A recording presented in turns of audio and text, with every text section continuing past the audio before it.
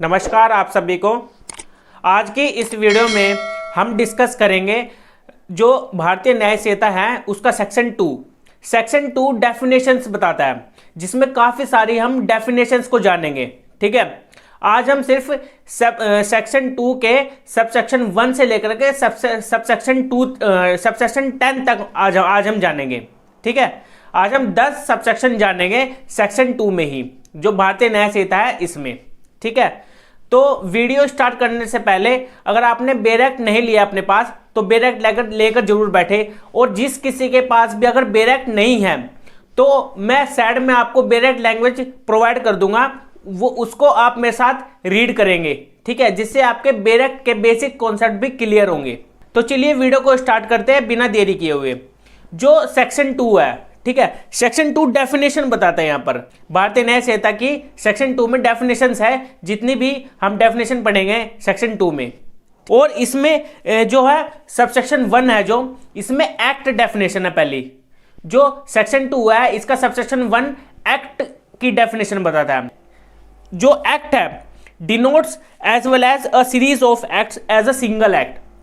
जो यहाँ पर जो एक्ट है इसको एक सिंगल एक्ट काउंट किया जाएगा अगर उसमें काफ़ी सारे इंक्लूड हो रहे हैं एक्ट्स। आपने देखा होगा जब किसी पर्सन को मारा जाता है तो उसको मारने से पहले उसको मतलब कि काफ़ी तरह से उसको ब्रूटली उसकी हत्या की जाती है वहाँ पर। ठीक है, उसको चाकू से मारा जाता है, उसको चाटे भी मारे जाते हैं। ठीक है, और उसको काफ़ी अलग अलग तरीके से उसको मारा जाता है, तब जाकर उसकी वहाँ पर डेथ की जाती है, या फिर उसको सीधा ही गोली से मार दिया जाता है। तो यहाँ पर उन्होंने काफ़ी सारे एक्ट किया है ना, अगर किसी की डेथ की है उन्होंने तो उन्होंने काफ़ी सारे एक्ट किए, उसको पकड़ा भी है, उसको किडनैप भी किया होगा, तो ये काफ़ी सारे एक्ट हो गए। तो उसको एक ही एक्ट में इंक्लूड करके उसका एक ही ट्रायल चलाया जाएगा। ठीक है, उसको एक एक्ट बना दिया जाएगा और उन सभी एक्ट्स का एक ही ट्रायल चलता है, उन सभी एक्ट्स का एक ही ट्रायल चलेगा। ठीक है, तो ये एक्ट बता रहे हैं यहाँ पर। देखिए, आपको इसकी डेफिनेशन पढ़कर ही एक्ट की जो इसमें डेफिनेशन दी गई है, denotes as well as a series of acts as a single act. तो आपने देखा होगा, क्योंकि अगर अलग अलग तरीके से मान लीजिए अगर किसी पर्सन को पीटा जा रहा है, पीटने के दौरान उसको चाटे मारे गए और उसको लाठियों से पीटा गया और उसको चाकू से भी उसके पर वार किया गया। ठीक है, उसकी डेथ तो नहीं हुई लेकिन उसको ग्रीवस हर्ट हुआ है, वहां पर धारदार हथियार से क्या किया है, उसके ऊपर वार किया है। ठीक है, लाठियों से वार किया है। ठीक है, मुक्को लाठी जो चाटे वाटे उसको मारे गए हैं। तो वहां पर उन्होंने काफी तरह की टेक्निक यूज की है उसको मारने की। तो उन सभी धाराओं को शामिल किया जाएगा, ये नहीं कि उनको उन सभी धाराओं को शामिल नहीं किया जाएगा, उन सभी को धाराओं को शामिल किया जाएगा, उनको इंक्लूड करके एक ट्रायल चलाया जाएगा वहां पर। आप मेरी बात समझ ही गए होंगे। जो मैं आपको जो सबसेक्शन 1 है सेक्शन 2 का, जो मैं आपको बता रहा हूं उसकी डेफिनेशन को। ठीक है, तो चलिए आगे बढ़ते हैं, नहीं तो हमारी काफी लंबी वीडियो हो जाएगी। तो आगे बढ़ते हैं हम। जो इसका सबसेक्शन 2 है सेक्शन 2 का। ठीक है, सबसेक्शन 2 बता रहा है हमारा यहाँ पर एनिमल। ठीक है, एनिमल की डेफिनेशन यहाँ पर बताई गई है, means any living creature other than a human being. मतलब कि यहाँ पर ह्यूमन बीइंग की बात नहीं की गई है एनिमल में। एनिमल के अंडर ह्यूमन बीइंग इंक्लूड नहीं होंगे। जो लिविंग क्रिएचर है, जो मतलब कि सांस लेने वाले जो जंतु पशु, ठीक है, पक्षी हैं, उनको यहाँ पर इंक्लूड किया गया है, लेकिन ह्यूमन बीइंग को एक्सक्लूड कर दिया, उसको निकाल दिया गया है। तो उसको हम कहेंगे एनिमल की डेफिनेशन। मतलब कि इसका मतलब एनिमल का मतलब यही है, उसके अंदर ह्यूमन बीइंग इंक्लूड नहीं होते, उसमें सिर्फ जो बर्ड्स होते हैं, एनिमल्स होते हैं, अलग अलग जो भी काफ़ी सारे एनिमल्स होते हैं, ठीक है, उन सभी के इंक्लूड किया गया है एनिमल की डेफिनेशन में।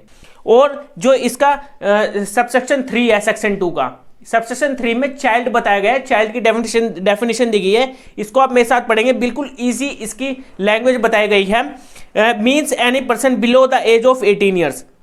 जो चाइल्ड होता है, चाइल्ड की यहाँ पर एज प्रेस्क्राइब की गई है, जो होगी below the 18 years of age. ठीक है, बिलो द 18। हमारे इंडिया में क्या है, हमारे इंडिया में जो वोटिंग राइट है 18+ का है। ठीक है, जो 18 साल से जिस पर्सन की उम्र ज्यादा होगी उसके पास राइट आ जाता है वोट का। ठीक है, और जो 18 साल से कम उम्र के हैं उनको बच्चा समझा जाता है हमारे देश में। ठीक है, इसलिए उनके पास वोटिंग राइट नहीं होता है।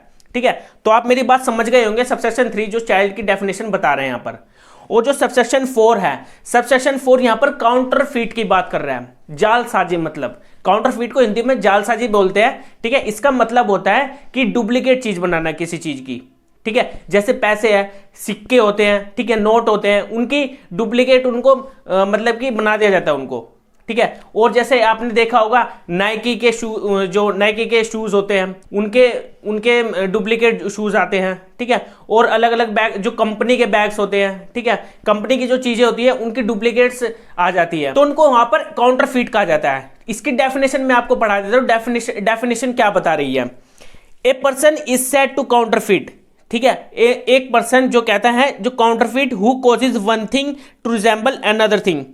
एक पर्सन क्या करता है, वो क्या करता है, रिसेंबल करता है, हु बहू एक चीज की दूसरी चीज की नकल करके वहां पर उसको एक जैसा बना देता है, ठीक है। मान लीजिए कोई बिजनेस है, एक व्यक्ति ने बिजनेस स्टार्ट किया, ठीक है, उसका बिजनेस क्या है, बैग का, तो वो बैग बना रहा है वहां पर। और जो एक बैग है, जैसे डेल कंपनी के बैग्स भी आते हैं आज के टाइम में, तो आपने देखे होंगे डेल कंपनी के बैग्स, तो उसके नाम के ही वो बैग बेच रहा है, उसकी कोई कंपनी भी रजिस्टर्ड नहीं है, लेकिन उसके नाम पे वो एक कारखाना खोलकर उन बैग्स को बेच रहा है ना, ठीक है, बनाकर, तो डुप्लीकेट बेच रहा है, तो उसको वहां पर काउंटरफीट कहा जाएगा, ठीक है, वो काउंटरफीट कर रहा है पर्सन। और आगे प्रदेश की डेफिनेशन क्या बता रही है, intending by means of that resemblance to practise deception, तो वो प्रैक्टिस कर रहा है किसकी, डिसेप्शन की, किस्म से जालसाजी कर रहा है वहां पर, ठीक है, वो वहां पर किसी पर्सन को धोखा दे रहा है, ठीक है, किसी पर्सन को क्या, कंपनी को भी धोखा दे रहा है, कि वो कंपनी के नाम पर वो क्या कर रहा है, अपनी फैक्ट्री को जो भी उसने इस्टेब्लिश किया है उसको चला रहा है, या फिर किसी कंपनी के नाम पर वो प्रोडक्ट बेच रहा है, तो उसको वो डिसेप्शन कर रहा है, ठीक है, उस कंपनी को जिसके नाम पर वो बेच रहा है। और आगे पता है, on knowing it to be like that deception will thereby be practised, और उसको ये जानकारी है कि वो जो कर रहा है वो गलत है, ठीक है, जो काउंटरफीट उसने किया है, जिस भी प्रोडक्ट्स का, जिस भी कंपनी के नाम का वो ब्रांड बेच रहा है, वो उसको पता है कि वो गलत कर रहा है ऐसा। तो ये काउंटरफीट की डेफिनेशन थी। और इसमें दो एक्सप्लेनेशन दी गई है। पहली एक्सप्लेनेशन में आपको बताया तो क्या कह रही है, it is not essential to counterfeiting that the imitation should be exact. देखिए, एक्सप्लेनेशन ये बताने की कोशिश कर रही है यहाँ पर, जैसे कि हूबहू वो मिलती नहीं है, वो थोड़ी बहुत मिलती है, जैसे कि बिस्लरी है, बिस्लैरी आ गया है, ठीक है, अलग अलग, तो एक वर्ड का वहां पर फर्क है, एक वर्ड का, ठीक है, या फिर कुछ ही उसमें फर्क है, जो भी उसने डुप्लीकेट उसने कोई प्रोडक्ट्स निकाला है या किसी के नाम को कॉपी किया है, उसमें थोड़ा बहुत ही फर्क है, तो भी उसको वहां पर काउंटरफीट कहा जाएगा, उसने काउंटरफीट किया है वहां पर, ठीक है, तो उसको काउंटरफीट यहां पर कहा जाएगा। एक्सप्लेनेशन 1 यही बता रही है। और जो एक्सप्लेनेशन 2 है, यहां पर एक्सप्लेनेशन 2 यहां पर बता रही है, when a person causes one thing to resemble another thing, जब कोई पर्सन किसी अदर थिंग की वहां पर कॉपी कर रहा है, ठीक है, उसको हुबहू बना रहा है वहां पर, and the resemblance is such that a person might be deceived thereby, और उसको ये पता है जो वो कर रहा है वो डिसीव्ड, मतलब कि किसी अदर कंपनी के प्रोडक्ट्स को वो वहां पर यूज कर रहा है, वहां पर वो उसको छल कर रहा है उसके साथ एक किस्म से। इट शैल बी प्रिज्यूम्ड, ठीक है, तो उसको प्रिज्यूम किया जाएगा until the contrary is proved that the person so causing the one thing to resemble the other thing intended by means of the resemblance to practice deception of knew it to be like the deception would thereby be practiced। तो उसको वहां पर उसके खिलाफ वहां पर proof करने की जरूरत नहीं है, क्योंकि वहां पर जो प्रोडक्ट दिख रहा है वो हूबहू दिख रहा है वहां पर कि उसने उसकी कॉपी किया है, ठीक है, वो डिसेप्शन कर रहा है वहां पर, जिसका प्रोडक्ट उसने कॉपी किया है उसके खिलाफ वो मतलब कि क्या कर रहा है, उसके छल कर रहा है उसके साथ, तो वहां पर ये प्रैक्टिस कर रहा है, ठीक है, उसके प्रोडक्ट का यूज कर रहा है वहां पर, तो वो काउंटरफीट माने जाएगा, वहां पर उसके ऊपर काउंटरफीट का केस चलेगा, तो उसको वहां पर पनिश किया जाएगा या फिर उसके ऊपर फाइन इंपोज किया जाएगा जो भी कोर्ट ने ऑर्डर किया है। तो ये यहां पर जो काउंटरफीट था, काउंटरफीट जो सबसेक्शन 4 हमने पढ़ा है इसमें बताया गया, ठीक है, ये पूरा कंप्लीट आपको समझ में आ गया सबसेक्शन 4। और इसमें अब हम आगे चलते हैं सबसेक्शन 5। जो सेक्शन 2 का सबसेक्शन 5 है वो कोर्ट के बारे में बताता है। कोर्ट की यहां पर डेफिनेशन दी गई एक किस्म से, देखिए पढ़ते हैं इसमें क्या है, मीन्स अ जज who is empowered by law to act judicially alone. यहां पर एक जज को एम्पावर्ड किया गया है कि एक जैसे रूम में, जैसे कोर्ट रूम्स होते हैं, तो कोर्ट रूम में आपने देखा होगा कि वहां पर एक जज बैठा होता है और वो क्या करता है, वो जुडिशियली अपनी पावर का यूज कर रहा है, वो वहां पर न्याय दे रहा है लोगों को, ठीक है, यहां पर लिखा हुआ है by law to act judicially alone, वो अकेला वहां पर क्या कर रहा है, जुडिशली अपनी जुडिशियल पावर को यूज कर रहा है, ठीक है, लोगों को न्याय दे रहा है। और आगे बताया गया और ए बॉडी ऑफ जजेस which is empowered by law to act judicially as a body, और वहां पर जो बॉडी ऑफ जज यहां पर बात की गई है, बॉडी ऑफ जजेस, जैसे बेंच आपने सुना होगा, बेंच कहां पर होती है, हाई कोर्ट और सुप्रीम कोर्ट में जो जजेस की बेंच होती है, ठीक है, तो वहां पर 5 जजेस, 3 जजेस, 7 जजेस की बेंच होती है, ठीक है, तो वहां पर इनको इंक्लूड करके वो क्या करते हैं, अपनी जुडिशियल पावर को यूज करते हैं, वो न्याय देते हैं लोगों को, ठीक है, तो उसको भी यहां पर ये कहा जाएगा कि उसको कोर्ट माना जाए। तो ये यहां पर कोर्ट की डेफिनेशन दी गई एक किस्म से, उसको कोर्ट माना जाएगा जहां पर जजेस अपनी जुडिशियल पावर का यूज कर रहा होता है। और आगे कहा गया है व्हेन जज और बॉडी ऑफ जज इज एक्टिंग जुडिशली, जब ये जज और जो बॉडी ऑफ जजेस है, जो बेंच है जजेस की, वो अपनी जुडिशियल पावर को यूज कर रहे हैं वहां पर, तो उसको कोर्ट माना जाएगा। सिंपली आपको ये समझ में आ गया होगा जो कोर्ट की यहां पर डेफिनेशन दी गई है सबसेक्शन 5 में। अब हम आगे बढ़ते हैं, आगे क्या बताया गया है सबसेक्शन 6। सबसेक्शन 6 यहां पर सेक्शन 2 का सबसेक्शन 6 ये बता रहा है डेथ, ठीक है, डेथ की यहां पर डेफिनेशन बताई गई है। आप पढ़ते हैं इसमें क्या है, means the death of a human being unless the contrary appears from the context. यहां पर डेथ किसकी होती है, जब आप भारतीय न्याय संहिता पढ़ोगे, यहां जहां पर भी डेथ होगा, ठीक है, इसका मतलब वहां पर ह्यूमन बीइंग की डेथ हुई है, किसी पर्सन की डेथ हुई है, किसी एनिमल की नहीं, ये किसी जीव की नहीं। वहां पर यहां पर भारतीय न्याय संहिता में जहां पर भी डेथ वर्ड यूज हो रहा होगा, वहां पर किसी पर्सन की डेथ हो रही है। आप जनरली बोल देते हो कि किसी पर्सन ने क्या कर दिया, उस पर्सन उस जानवर की वहां पर डेथ कर दी, लेकिन भारतीय न्याय संहिता यहां पर डेथ किसी ह्यूमन बीइंग के होने की बात करती है। तो आप समझ ही गए होंगे यहां पर जो सबसेक्शन 6 है सेक्शन 2 का, वो डेथ सिर्फ ह्यूमन बीइंग के डेथ होने की बात करता है। और आगे बढ़ते हैं, जो सबसेक्शन 7 है, सबसेक्शन 7 बताता है डिसऑनेस्टली, मतलब कि एक तो ऑनेस्टली वर्ड होता है जो ईमानदार हम बोलते हैं, एक डिसऑनेस्टली होता है जहां पर ईमानदार नहीं होता है, वो एक लालची होता है किस्म से, ठीक है, जिसको लालच, उसके मन में लालच आ जाता है। तो इसके डेफिनेशन को हम पढ़ते हैं, क्या कह रही है ये, means doing anything with the intention of causing wrongful gain to one person or wrongful loss to another person। देखिए यहां पर कोई पर्सन क्या करता है, यहां पर कोई पर्सन एक wrongful gain कर रहा है और दूसरा पर्सन क्या कर रहा है, wrongful loss हो रहा है उसको, वहां पर अनदर पर्सन को। वो क्यों हो रहा है, क्योंकि एक पर्सन छल कर रहा है, डिसऑनेस्टली वहां पर एक्ट कर रहा है। उसका मतलब कि जो आपने थेफ्ट पढ़ा होगा, आईपीसी में मैंने आपको पढ़ाया था थेफ्ट, ठीक है, मिसचीफ के बारे में मैंने आपको बताया था। और जो डेकोइटी है, ठीक है, डेकोइटी भी यहां पर क्या कर रही है, एक डिसऑनेस्ट एक्ट कर रही है यहां पर, क्योंकि वहां पर अगर वो किसी चीज को चुराएंगे वहां पर, तो वहां पर किस दूसरे पर्सन को लॉस होएगा ना, तो उसको रोंगफुल लॉस कहा जाएगा। और जो चुरा रहे हैं तो उनको रोंगफुल गेन बोलेंगे उसको, ठीक है, वो रोंगफुली प्राप्त कर रहे हैं। आपको वर्ड से समझ में आ रहा होगा, रोंगफुल गेन का मतलब रोंगफुली गलत तरीके से वो गेन कर रहे हैं, प्राप्त कर रहे हैं। और रोंगफुल लॉस का मतलब रोंगफुल लॉस जिस पर्सन को हुआ है, किसी दूसरे पर्सन को वहां पर क्या हुआ है, रोंगफुल लॉस हुआ है, गलत तरीके से उसको लॉस हुआ है। तो ये डिसऑनेस्टली का यहां पर जो है डेफिनेशन दी गई है यहां पर सबसेक्शन 7 में, डिसऑनेस्टली का। अब हम चलते हैं जो सेक्शन 2 का सबसेक्शन 8। सबसेक्शन 8 यहां पर बताता है डॉक्यूमेंट्स की डेफिनेशन। जो डॉक्यूमेंट्स है, इसकी डॉक्यूमेंट्स की पहले मैं आपको डेफिनेशन बता देता हूं, क्या बता रही है। मीन्स एनी मैटर एक्सप्रेस्ड और described upon any substance by means of letters, figures और मार्क्स और by more than one of those means and includes. देखिए यहीं तक स्टॉप कर देता हूं मैं। यहां पर इसका मतलब, कहने का मतलब यह है कि जो एक्सप्रेस कर रहे हैं, जो डिस्क्राइब कर रहे हैं किसी फिगर को, किसी मार्क्स को, यहां पर लिखा हुआ है देखो, किसी फिगर्स को, मार्क्स को, ठीक है, लेटर को, ठीक है, यहां पर सब्सटेंसेस है ये एक किस्म से। किसी डॉक्यूमेंट्स पे अगर कोई लिखकर, इमोजीज जो होती हैं और काफी अलग तरह के किसी दीवार पर लिखकर, ठीक है, उसको भी एक डॉक्यूमेंट्स के रूप में माना जाएगा यहां पर, क्योंकि एक एविडेंस के तौर पर यहां पर लिया जाएगा। जब आप एविडेंस एक्ट में आपको पढ़ाऊंगा उसमें भी ये यूज किया जाएगा, ठीक है, डॉक्यूमेंट्स को भी एक प्रूफ के तौर पर रखा जाएगा, जहां पर उनको लगता है कि जहां पर एक किस्म से वर्ड है, ठीक है, जेस्चर होते हैं, ठीक, को यहां पर शामिल कर लिया जाएगा। तो ये डॉक्यूमेंट्स भी इंक्लूड होंगे। तो यहां पर आगे बताया है and includes electronic and digital record. तो यहां पर इंक्लूड्स किए जाएंगे इलेक्ट्रॉनिक और डिजिटल रिकॉर्ड्स को भी, जो हमारी व्हाट्सएप चैटिंग होती है, जो हमारे ऑनलाइन जो हमारे डॉक्यूमेंट्स होते हैं, ऑनलाइन जो रजिस्टर्ड हमारे डॉक्यूमेंट्स होते हैं उनको भी कम बोलेंगे। जो हमारे प्रूफ्स होते हैं, जो हमारे इलेक्ट्रॉनिक डिवाइस में इंक्लूड होते हैं, ठीक है, जो उसके अंदर जो हमारी चिप होती है, तो चिप के अंदर हमारी काफ़ी सारी इंफॉर्मेशन होती है, तो उसको हम इलेक्ट्रॉनिकली हम बोलेंगे कि हमारे पास डॉक्यूमेंट्स हैं। यहाँ पर इनको भी इंक्लूड किया गया है, जिनको हम डिजिटल रिकॉर्ड भी कह सकते हैं।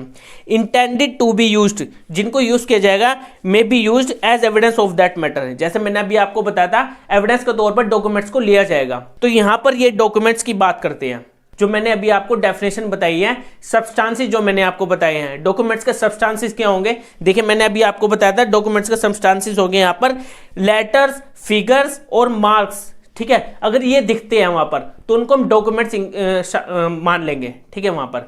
और आगे पता है एक्सप्लेनेशन, इसमें एक एक्सप्लेनेशन दी गई है, इस एक्सप्लेनेशन को भी मैं आपको पढ़ा देता हूं क्या बता रही है। ये जो एक्सप्लेनेशन है, it is immaterial by that what means और upon what substances the letters, figures और मार्क्स आर फॉर्म्ड और whether the evidence is intended for may be used in a court और नॉट। देखिए यहां पर एक्सप्लेनेशन 1 में simply ये बताने की कोशिश कर रहा है, इसको आप मत पढ़िए, मैं आपको जनरली सेंस में आपको बता देता हूं इसका कहने का मतलब क्या है। यहां पर देखिए, यहां पर ये एक्सप्लेनेशन 1 सिंपली यही बताने की कोशिश कर रही है कि अगर जो डॉक्यूमेंट्स है किसी कागज पे, दीवार पे, कहीं भी अगर कोई भी प्रूफ हमें मिलता है डॉक्यूमेंट्स के तौर पर, जहां पर जो मैंने सब्सटेंस आपको बताया, कोई भी फिगर, मार्क्स, ठीक है, वहां पर दिख रहे हैं हमको, जो वहां पर लिखा हुआ है कुछ, कोई वर्ड्स, कोई जेस्चर, कोई इमोजीज, कुछ भी हो, अगर वो कहीं पर भी लिखे हैं, ठीक है, या फिर किसी के हाथ पर भी लिखे हैं, टैटू के फॉर्म में लिखे हैं, तो उसको भी हम किस्म से डॉक्यूमेंट मान लेंगे, उसको हम डॉक्यूमेंट्स इंक्लूड कर लेंगे एज एन एविडेंस, उसको हम कलेक्ट कर लेंगे एज एन एविडेंस, चाहे वो कहीं पर भी लिखे हो। तो ये एक्सप्लेनेशन 1 यही बताने की कोशिश कर रहा है। इसमें इलस्ट्रेशन भी दी गई है, इसमें 4 इलस्ट्रेशन दी गई है, इसको मैं आपके लिए पढ़ देता हूं। जो भी इसमें एक किस्म से इसको आगे बताया गया है कि इसमें क्या क्या इंक्लूड होंगे। इलस्ट्रेशन सिंपली ये बता रहा है, जो इसकी ए इलस्ट्रेशन है, a writing expressing the term of contract with may be used which may be used as evidence of the contract is a document. देखिए इलस्ट्रेशन ए सिंपली यहां पर कह रही है कि जहां पर हमें यह लग रहा है कि कहीं पर किसी टाइम पीरियड का होने का मेंशन किया गया है, किसी डॉक्यूमेंट्स पर, किसी कागज पर, या कहीं पर भी, और वो प्रूफ के तौर पर लिया जा सकता है। देखिए यहां पर लिखा हुआ है a writing expressing the terms of a contract, जहां पर इन राइटिंग एक्सप्रेस किया गया है terms of the contract, timing of the contract, कब खत्म होगा, कब ये शुरू हुआ था कॉन्ट्रैक्ट, तो यहां पर उसको डॉक्यूमेंट्स के तौर पर ले लिया जाएगा, which may be used as an evidence of the contract। और इसमें बी इलस्ट्रेशन ये बता रही है a cheque upon a banker is a document, ठीक है। जो चेक होता है, जो बैंक का चेक होता है, आपने चेक तो देखे ही होंगे आमतौर पर, उसको एक डॉक्यूमेंट्स माना जाएगा। जो आपने नेगोशिएबल इंस्ट्रूमेंट एक्ट पढ़ा है 138, जिसमें 138 के अकॉर्डिंग चेक बाउंस का केस किया जाता है, ठीक है, याद आ गया होगा आपको, तो उसको हम कहते हैं डॉक्यूमेंट्स, ठीक है, चेक को भी एक डॉक्यूमेंट्स माना जाता है। और जो सी इलस्ट्रेशन है, सी इलस्ट्रेशन यहां पर कह रही है a power of attorney is a document. जो पावर ऑफ अटॉर्नी होती है, किसी को पावर देते हैं, ठीक है, कोई चीज ट्रांसफर करने की, कि आप ट्रांसफर कर सकते हो कहीं पर भी, लेकिन वो पूरी तरह से उसके नाम नहीं होती, ठीक है, लेकिन उसको पावर दी गई है, पावर ऑफ अटॉर्नी की, ठीक है, उसको पावर दे दी गई है किसी प्रॉपर्टी से रिलेटेड या किसी और अदर चीज से रिलेटेड, तो उसको हम डॉक्यूमेंट्स कहेंगे, पावर ऑफ अटॉर्नी को भी। और जो इसमें डी, इसमें इलस्ट्रेशन दी गई है ए मैप और plan which is intended to be used और which may be used as evidence is a document. जहां पर कोई प्लान या फिर मैप है, कहीं पर लिखा हुआ है प्लान या फिर मैप के तौर पर वहां पर उकेरा गया है, कोई जेस्चर है, कोई वर्ड्स के रूप में वहां पर लिखा गया है, तो उसको वहां पर एविडेंस के तौर पर डॉक्यूमेंट्स मान लिया जाएगा। तो यहां पर डी बी इसको इंक्लूड किया गया है। और जो ई है ए राइटिंग कंटेनिंग डायरेक्शन और इंस्ट्रक्शन इज ए डॉक्यूमेंट, जहां पर इन राइटिंग कंटेन किया गया है डायरेक्शंस, जहां पर डायरेक्शंस दी गई है और इसमें इंस्ट्रक्शन दी गई है, उसको भी एक डॉक्यूमेंट्स मान लिया जाएगा। जहां पर इंस्ट्रक्शंस, डायरेक्शंस दी गई है जिस भी डॉक्यूमेंट्स में, तो उसको हम डॉक्यूमेंट्स एज एन एविडेंस ले लेंगे। एक्सप्लेनेशन 2 यहां पर भी एक और है, एक्सप्लेनेशन 2। इस एक्सप्लेनेशन 2 को भी मैं आपको बता देता हूं। Whether is expressed by means of letters, figures और marks as explained by mercantile और other usage shall be deemed to be expressed by such letters, figures or marks within the meaning of this section, although the same may not be actually expressed। देखिए यहां पर simply ये कहने की कोशिश कर रहा है, जैसे कि कोई बैंक है, बैंक के रूल है, ठीक है। एक्सप्लेनेशन 2 की मैं आप जनरल सेंस में बता रहा हूं, यहां पर थोड़ा इंग्लिश टफ दी गई है, इसमें आप थोड़ा बहुत समझ भी नहीं पाओगे। मैं अपनी तरफ से आपको एग्जांपल के रूप में बता रहा हूं।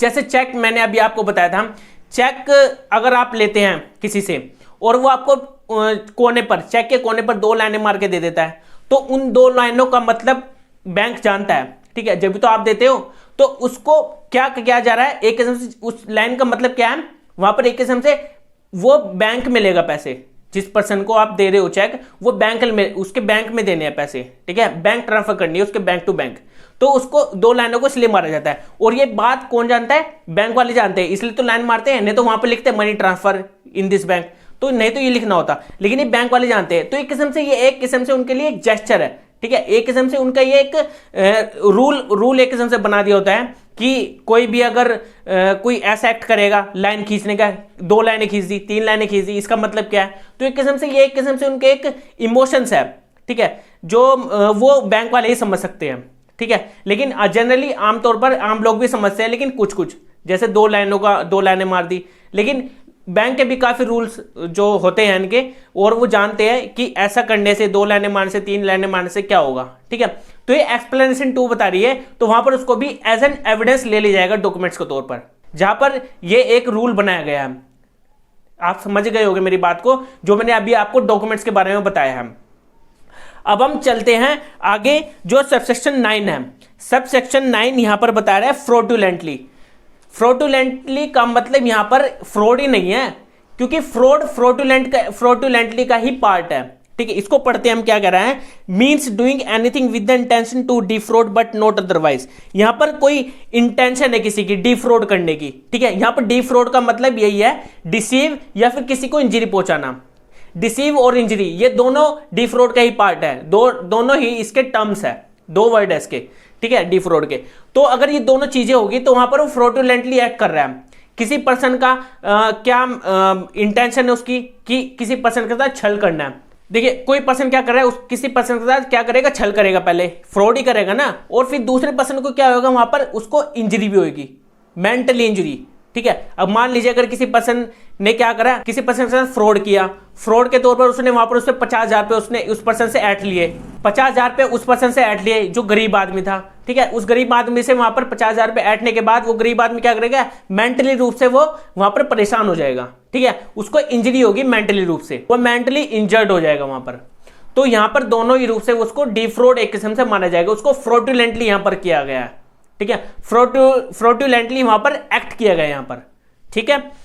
अब हम आगे बढ़ते हैं, जो सबसेक्शन 10 है, जो हमारी लास्ट, ये इसके बाद हम खत्म कर देंगे वीडियो को, इसके बाद मैं आगे अपनी नेक्स्ट वीडियो में बताऊंगा, जो आगे के फर्दर जो सबसेक्शन रह गए, डेफिनेशंस रह गई है, वो आने वाली वीडियोस में, नेक्स्ट वीडियो में हम डिस्कस करेंगे। जो सबसेक्शन 10 है, सबसेक्शन 10 यहां पर जेंडर की डेफिनेशन बताता है। जेंडर आप समझते ही होंगे, जेंडर का मतलब कोई फीमेल हो सकती है, कोई मेल हो सकता है, ठीक है। तो इसमें आगे पढ़ते हैं, The pronoun he and its derivatives are used for of any person whether male, female or transgender। देखिए यहां पर he का मतलब बताया गया है, he किसके लिए यूज किया जाएगा। जो हम भारतीय न्याय संहिता पढ़ रहे हैं, इस पूरी भारतीय न्याय संहिता में जहां पर भी ही वर्ड का यूज किया गया होगा, भारतीय न्याय संहिता में जहां पर भी ही वर्ड का यूज किया गया होगा, वहां पर मेल और फीमेल और ट्रांसजेंडर तीनों को माना जाएगा, यहां पर तीनों के लिए यूज किया जाएगा ही को, ठीक है। लेकिन हम ग्रामरली तौर पर यूज करते हैं, क्या करते हैं, मेल फीमेल के लिए क्या करते हैं, शी यूज करते हैं, ठीक है। लेकिन ऐसा नहीं है, ही यहां पर मेल फीमेल और ट्रांसजेंडर तीनों के लिए यहां पर ही यूज किया जाएगा। अगर ही का वर्ड इसमें कहीं पर यूज किया गया है भारतीय न्याय संहिता में, तो उसको हम तीनों को मानेंगे वहां पर, मेल को भी, फीमेल को भी और ट्रांसजेंडर को भी। आईपीसी में ट्रांसजेंडर वर्ड नहीं था, लेकिन अब इसको ऐड कर दिया गया भारतीय न्याय संहिता में। और ये हमारा आज हमने सबसेक्शन 1 से लेकर के सबसेक्शन 10 तक आज हमने जान लिया है, 10 सबसेक्शन सेक्शन 2 के अंदर हमने जान लिया है, और जो आगे के फर्दर डेफिनेशंस है वो हम अपनी नेक्स्ट वीडियो में जानेंगे। आज के लिए इतना ही था। अगर आपने मेरे YouTube चैनल को सब्सक्राइब नहीं किया है तो जल्द से जल्द सब्सक्राइब कर लीजिए, और अगर आपने मेरे टेलीग्राम चैनल को ज्वाइन नहीं किया है, जल्द से जल्द टेलीग्राम चैनल को भी ज्वाइन कर लीजिए। अब हम मिलते हैं अपनी नेक्स्ट वीडियो में। Okay bye.